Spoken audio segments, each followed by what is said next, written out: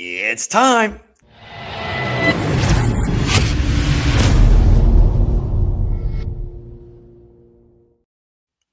Woo, everybody. The tailgate continues. I'm here with my sidekick and co-host, Ashley. What's up, Ash? What's happening? I'm so excited to be getting out of this amazing Pittsburgh weather next week. Can I just tell you? Me too. Oh my goodness. We're both in Pittsburgh here and it's freezing here, Alexis. I mean, it is freezing. So we need some sunshine, some bathing suits, some margaritas, and have some fun at the Staffing Sales Summit. Perfect. Alexis, how are you doing? I'm doing great. So nice to be here with you guys. Excited to talk with the attendees that are going to be coming next week. And I'm happy to be here. Welcome. Just remember, this is freestyle, so anything goes. You can throw little cuss words in if you want to. I'm just joking. So, Alexis, real quick off the bat here, you know what? I'm excited. You're going to speak. First time. I never met you before. I don't think Ashley did either. So, definitely when you meet me, you're gonna a big hug, probably a lay around your neck, and we're gonna have some fun in paradise. But your topic is something I really want to talk about right off the bat, and this is so important. We're on all the platforms, but LinkedIn is one of the ones that you really specialize in. So break it down on what you're going to talk about, a little teaser. Yes, I am so excited to be talking at the Staffing Sales Summit because so many people have a really hard time figuring out how to market their brands. And the reality is most of your clients are on LinkedIn. I mean, we can play in the other areas, right? We can play in TikTok, we can play in Instagram. Clients in the staffing world are usually not buying off of those platforms. So we have this tendency to want to diversify and get out there in all the ways. But if you're not doing LinkedIn right, you're probably not going to get great traction.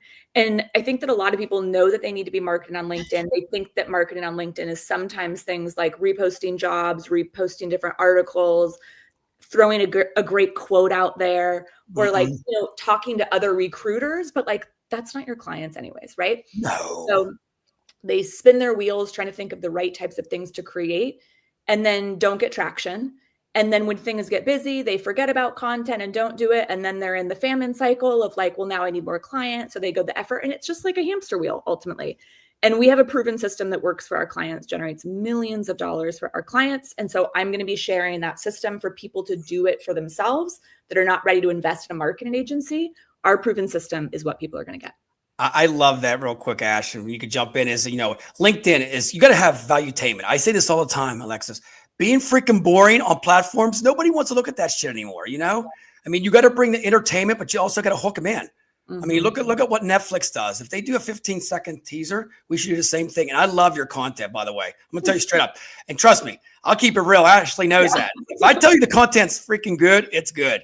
So, Ash, what do you think? Yeah, I am seeing this so much in what I'm doing as well. So it's about making sure that what you're posting resonates with the audience you're trying to reach, but also creating the ability to create community and build those connections in a meaningful way. We're all getting inundated with email and calls and texts and Facebook and Instagram. So I feel like LinkedIn, because you can be so much more targeted and specific and personal, I totally agree with you, Alexis. It is mission critical.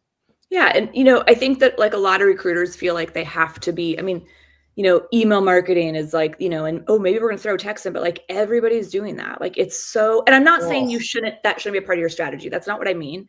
But the thing that actually creates connection, gives people an experience of what it's like to work with you, is content that really shows your brand. And we do have a proven framework of the types of content that work.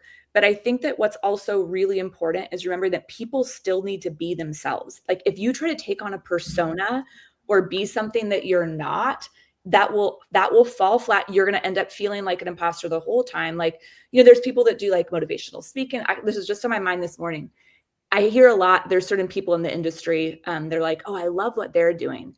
But if we try to be something like that is not us, it will not work. So there's a really fine balance between your authenticity and honoring who you are and finding your brand voice, and then using content strategies that actually work to attract your clients.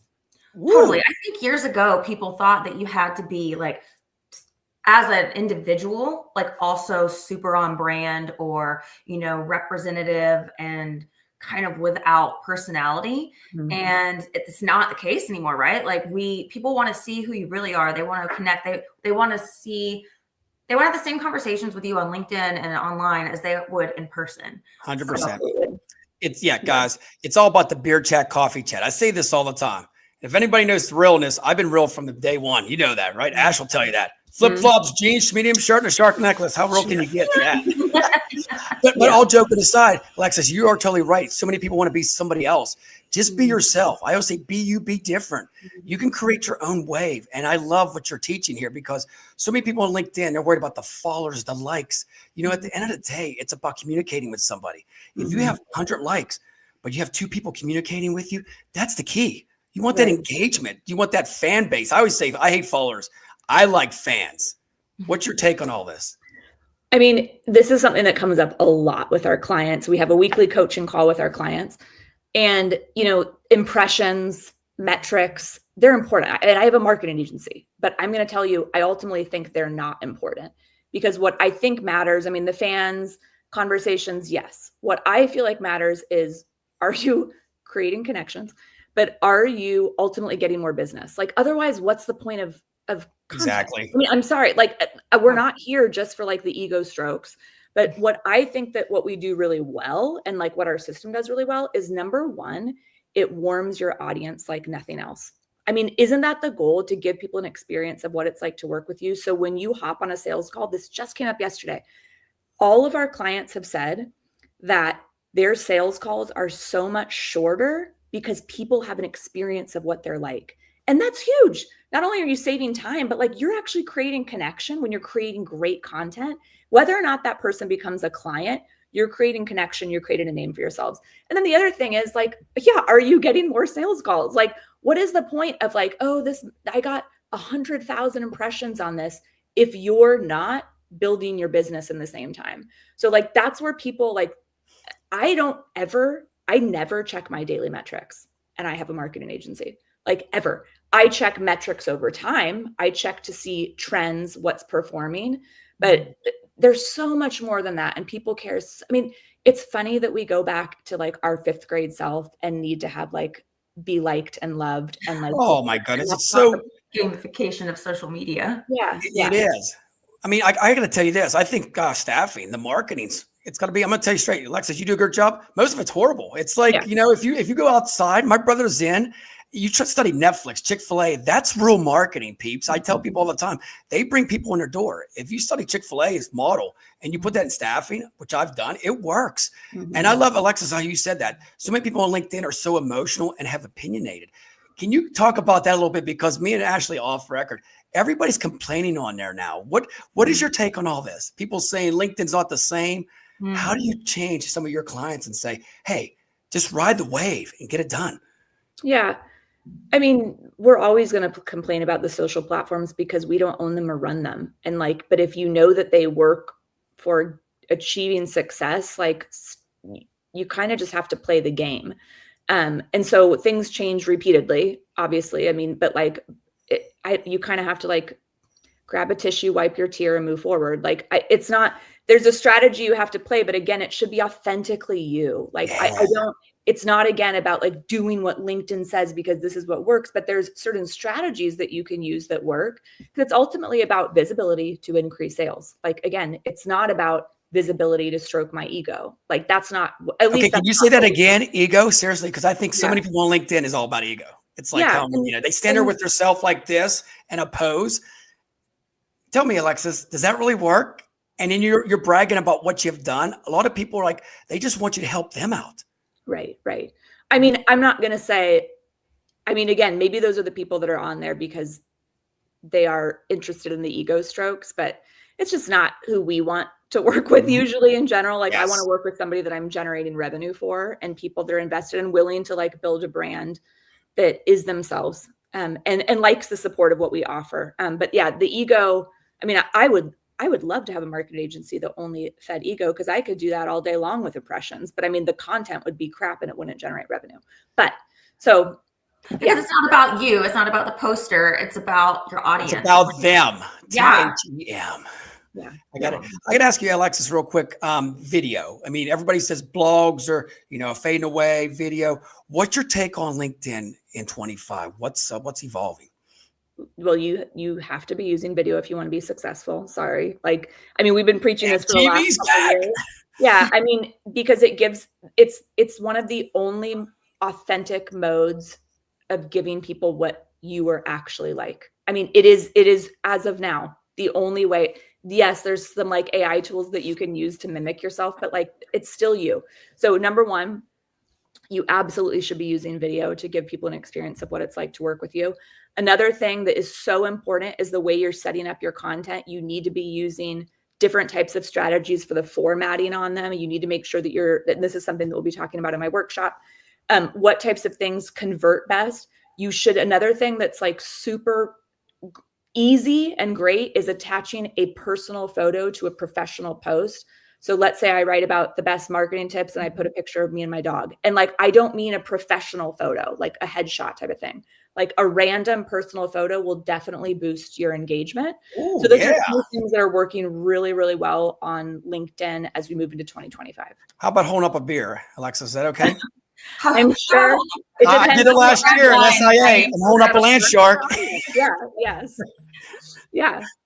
I mean, but that's me. So something else real quick, and I'll let Ashley jump in, is like inboxes. Everybody keeps complaining that they're getting so much spam. Is there any tips you can give people out there real quick on that? I mean, how do you prevent that? Is there any way? I mean, you need to stop chasing outbound leads and work on inbound lead generation, period. And if you want inbound leads, you want people coming to you as opposed to you have to chasing them and spam them down. You have to be doing the right type of content, specifically on LinkedIn, period.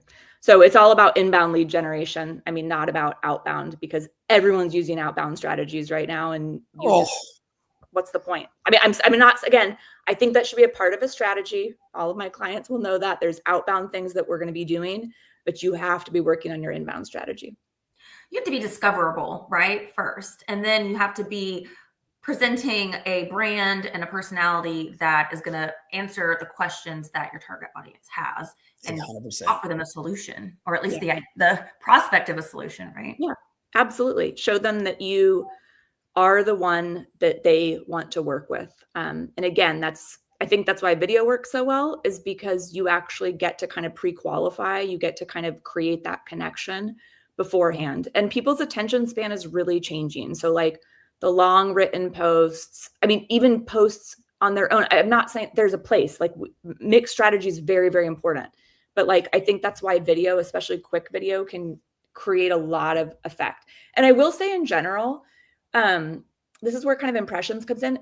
I don't think video itself is not top performing content, but it's the thing that everyone references. Like when people get on calls with our clients, when people reach out to you, I've been watching your videos. But like, there's this level of like, again, we don't want to always match engagement and impressions with success. So all of the modes are important, but people's attention span is really changing. Oh, it's big. I always say, 7 to 15 seconds. And you know how LinkedIn is, Alexis. It's going to be like TikTok. If you're on video, they want to make it a video platform. We just have to face it. I mean, video keeps people on. That's how they make money. Yeah, absolutely. Do you teach them how to make videos? Because I got to tell you something else before we jump to the next part is so many people get on there and say, we have 100 jobs and just that boring stuff. Do you teach some of your clients how to be vibrant, how to make it like quick, 20 seconds in and out to bring the hook? So we actually find that videos that are 30 seconds to a minute and a half are the top performers. That's metrics wise, when we obviously track all of our clients' metrics. So for us, our clients, 30 seconds to a minute and a half is usually the best video performance. We do a done for you system for our clients. So I don't teach clients how to do video on their own, but I have strategies that everybody can use if they want to do that. We do a done for you where I actually direct with them, get the videos with them, and then we edit. We have a video editing team that does it for them. But yeah, I mean, I would say if people are wanting to do video on their own, which like, please, yes, like do some video on your own if you're not ready to use a marketing agency, then yeah, I mean, I would keep it quick stuff. But the main thing is get it in your head. And I mean, that's the biggest hang up that any people have with doing video. It's the challenge and the insecurities that start when we start watching ourselves on camera. That's the biggest hang up. And that's the harder part to coach people on. Yeah. I don't know. Me, live. I always say all the time, Alexis, I joke about this, but I love going live. I think live sometimes brings that character to people, in a different way. Because if you slip up, you slip up. You can't edit anything. Absolutely. But it's authentic. it goes back to that whole personality thing. Nobody wants to see I mean, there's a time and place for super polished, right? But like, let's be real. Yeah. I mean, I think the commercialized, highly produced videos that people were spending thousands and thousands of dollars on to produce this like one video that you think like people think that's video. That's not video. I mean, it should be, but people either have the tendency to ramble about subjects and like go on and on because they think they need to fill it in, or it's like too short and not enough value. So there really is a sweet spot. And then there's a way to do video that's engaging and actually hooks people. You got it. And you have to do the segments too. You got to be curious the whole time. 5 parts, curious. What's he going to do next? What you guys going to do next? I love this. I tell you what, this topic, Ashley, is going to be amazing. That I can't wait, Alexis, to get there on the stage. Any other little teasers you want to give us before we get out of here? Well, everybody's going to get, again, the system and the framework that we give our clients to use in the done for you version, but I'm going to give everybody that framework. You will come away with like actual ideas under each category. I have my pet peeve is inefficiency. So I am all about actual value and efficiency. So this one is not going to be high level, yada, yada. This is literally like, here's how you do it. Here's our framework. Here's a resource I have for you. Here's I have some really good, my quick hot tips for LinkedIn that you can do to make changes right away. And then a framework you can use moving forward. So I'm all about value. You will definitely be getting value and an actionable plan from me. Look at that, Ashley. You ready? I am so ready. I'm bringing my notebook. Get our pen and paper ready because Alexis is going to rock it. Okay, before we get out of here, I got to give a shout out here. Nationwide Screening Services. If you need background checks or anything else, you need to call Nationwide Screening Services. They got your back. Bam. All right, Alexis, we're at some fun now. You ready for this? So, Okay. Favorite Jimmy Buffett song? I only know Margaritaville. So I'm sorry. Really?